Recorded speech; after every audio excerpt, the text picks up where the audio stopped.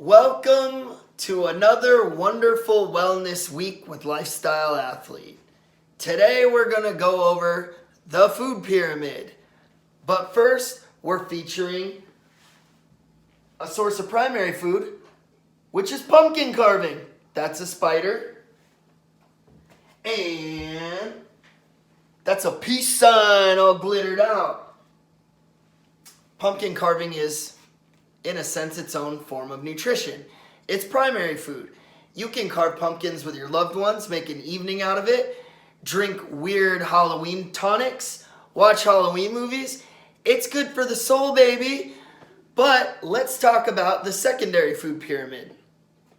As we know, the government gives us a food pyramid, which is largely no bueno, aka not good, aka not great.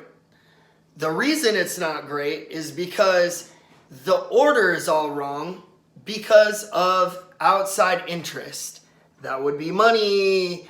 So the grain industry largely kind of pushes their agenda to get the biggest portion of that food pyramid so that people will go buy their stuff that is highly refined. And what they do not do a great job of is telling you the differences between carbs. They just say grains, but there's whole grains and there's refined grains. Whole grains, okay. Refined grains, not so okay. So what we like to do is find an alternative. There's many out there on the internet, but through our schooling, we've narrowed down to a few that we like, and we're going to share one with you today by Dr. Joel Fuhrman. He's the man, all right? So he went ahead and re-engineered our food pyramid. So I'll get closer, okay? You could see at the bottom there, it's vegetables, and then fruit, bean, legumes kind of share the second rung. Then it's whole grain, but guess what?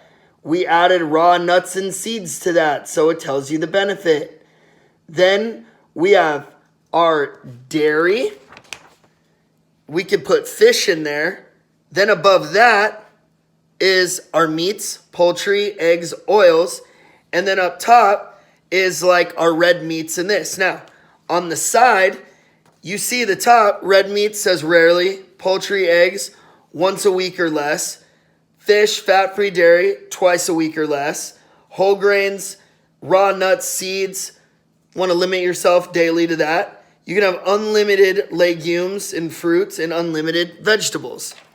Now, bioindividuality plays a big role here because some of you like to eat more meat than just once a week.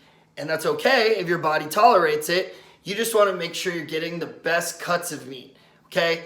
You don't want to get the on-sale meat all the time that was largely raised with a lot of added hormones and this and that, because they inject the animals with stuff to make them grow faster, have them produce a certain amount of marble in the meat, and when we ingest that, it becomes us, and that could largely come by way of mental disorders, physical disorders, and whatnot. So if you are choosing to eat more meat during the week, that's okay. Just make sure you're getting a fresh source.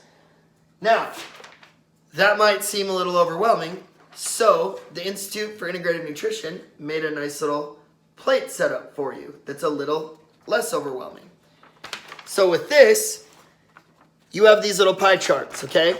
There's fruits, whole grains, proteins, vegetables, water, oils, okay? Now around the plate is your primary food, relationships, career, physical activity, spirituality, okay?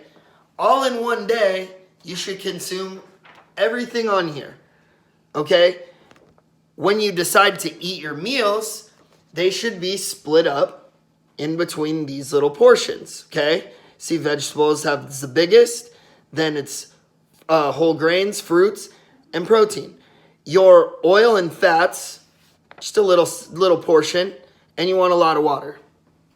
So we will have these available for you in an email, or we'll put them out at your site. How about that? Awesome.